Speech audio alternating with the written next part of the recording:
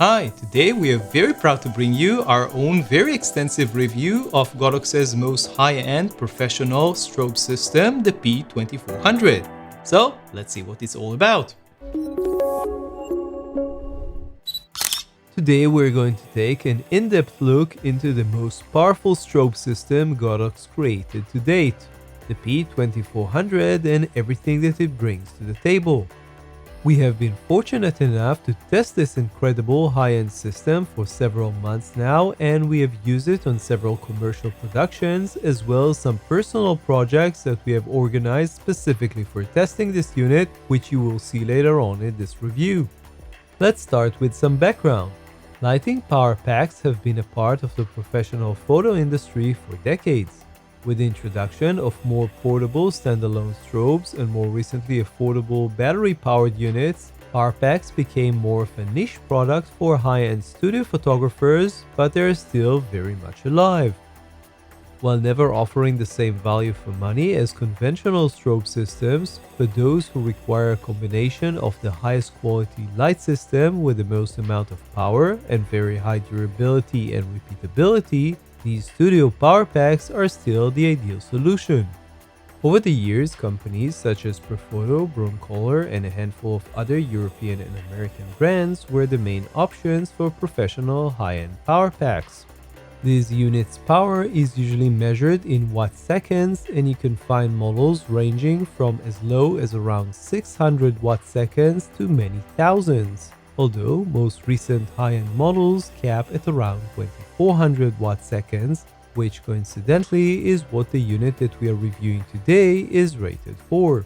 Unlike monolights, many power packs can power more than one flash head at the same time. It is common to find units which can power two flash heads with a single power pack, but there are a handful of packs with room to connect 3 or even 4 heads at the same time. Let's take a closer look at the P2400. Godox designed the P2400 to be extremely rugged.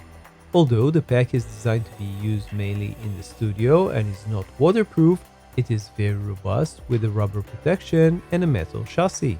We actually had the unit fall on its side a couple of times during a shoot and nothing happened to it.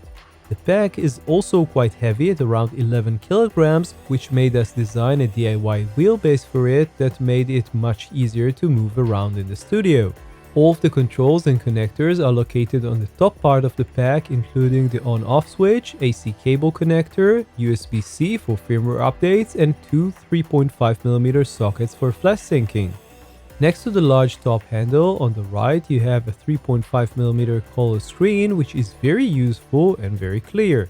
For each flash head, you can see the current output and modeling lamp mode and a bunch of other useful information. Each head also has a modeling lamp button with 3 modes: off, percentage, and proportional, where the modeling lamp output is proportional to the flash power. You also have the option to turn on or off the beeps from the flash and fire a test flash from the unit. Finally, you have a dedicated menu button, which we shall discuss in depth shortly. Each of the heads comes with around 4 meters of cable. This cable is permanently connected to the head side and can be detached from the side of the pack. We would prefer it if there was a way to detach it from both sides, but at least you can buy an extension cord, and we're certainly going to do that for our studio. On a much more positive note, the P2400 supports both symmetrical and asymmetrical output from the flash heads, meaning you can give each head the full 2400 watt-seconds or any ratio in between, as well as set both to mimic each other's output as long as you don't exceed the 24 watt-seconds total output, giving the user a lot of flexibility to control each head independently. Godox also shows on its website an option to connect two P2400 with a cable, making it essentially a quad 48 watt-second light system. Although it is possible to connect other flash heads to the P2400, at the time of the review we only had 2 units of H2400P heads to play with. These heads are well made with a zoom function, bones mount, and fairly robust handle. Although with the large and front-heavy light modifiers, you will need to lock the handle hard to prevent sagging. You also get a built-in umbrella holder if you care to use one. Now let's take a closer look at some of the features of the P2400. The P2400 has a stable color temperature mode with up to 75 degrees Kelvin max change. We will see if this actually holds water in our testing later on.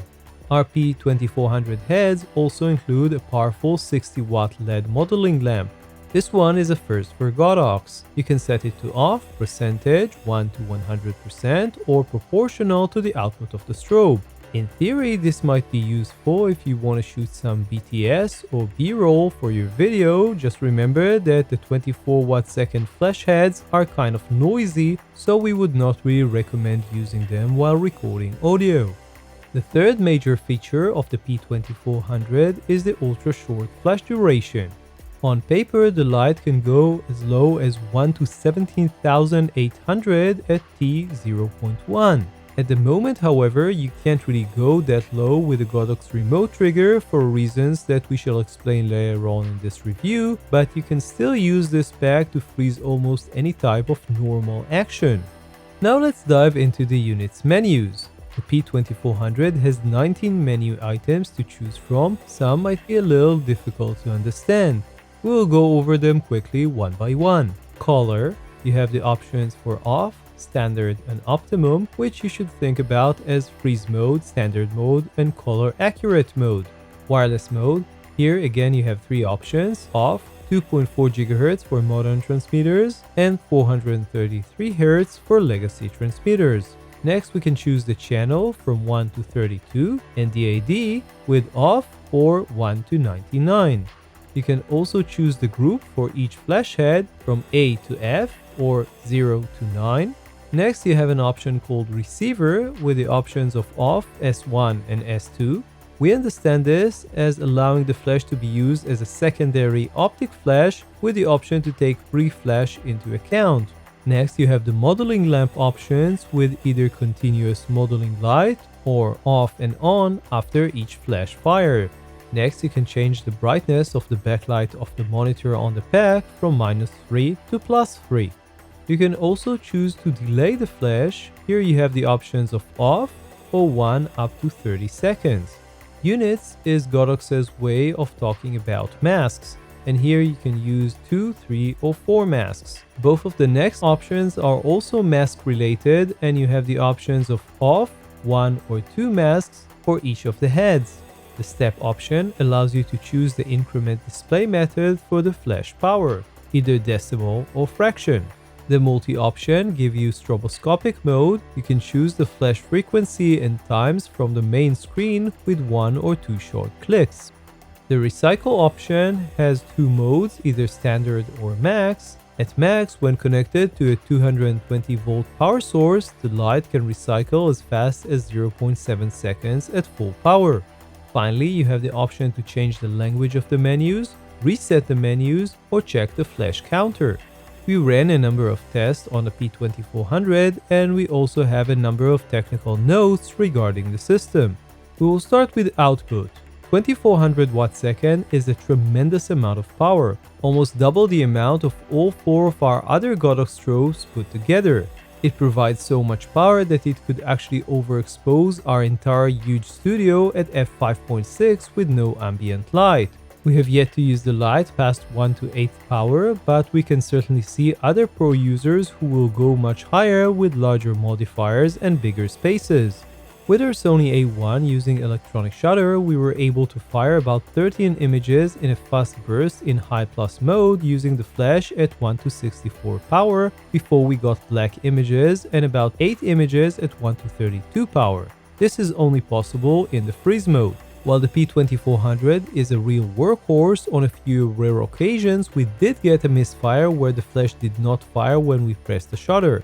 Again, this was very rare and might be caused by factors which are unrelated to the flash itself. We did a number of color consistency testing looking at the 3 different color modes on the flash. In freeze mode, we saw a large variation of up to 500 degrees Kelvin between shots, even at 1 to 128 power. In the standard mode, we saw only 150 degrees Kelvin variation between shots, and in the color mode, all images aside from one showed exactly the same color temperature. Just please keep in mind that higher flash outputs might result in greater color variation. We were asked by one of our readers to check the power draw of the unit, and in standby mode it draws between 20 and 40 watts, while a single flash at full power will go up to 1300 watts, and using two heads connected to the unit can draw up to 1600 watts at full power.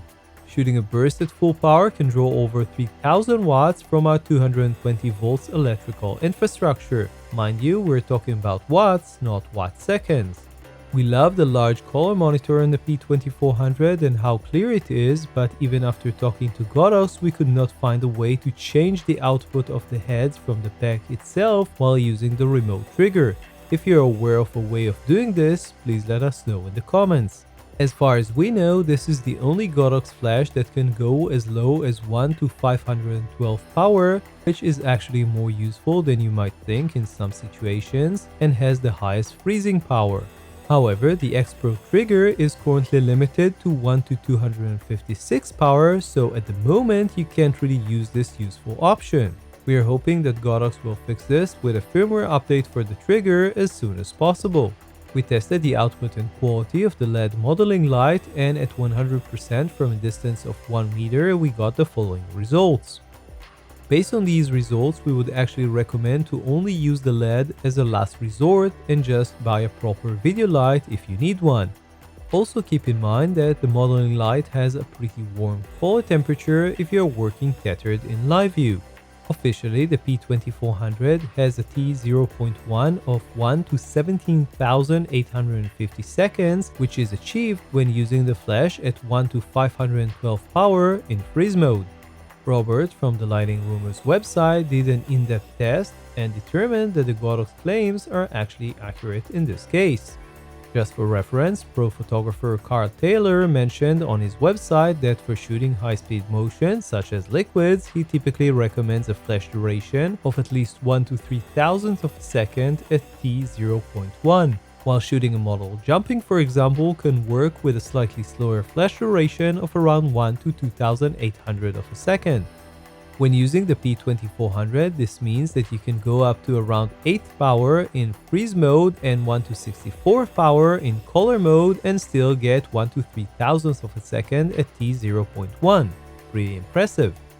Since we see this as a one-of-a-kind review of a very high-end product, we decided to produce 3 different photo shoots that will test different aspects of the light. The first shoot that we did quite early after we got the unit was of a fencing practice trying to freeze some fast action shots with our Sony A1. The idea itself was great, but to be honest, our planning on this one was somewhat lacking. The large gym had way too much light, and our initial idea of using the P2400 with reflectors was problematic to say the least. On the one hand, we were trying to make sure that we can kill the ambient light in the large hole, while on the other hand exposing the fencers correctly. We tried all sorts of makeshift tricks, but at the end of the day we had to use some Photoshop magic to pull this one off and get some okay shots.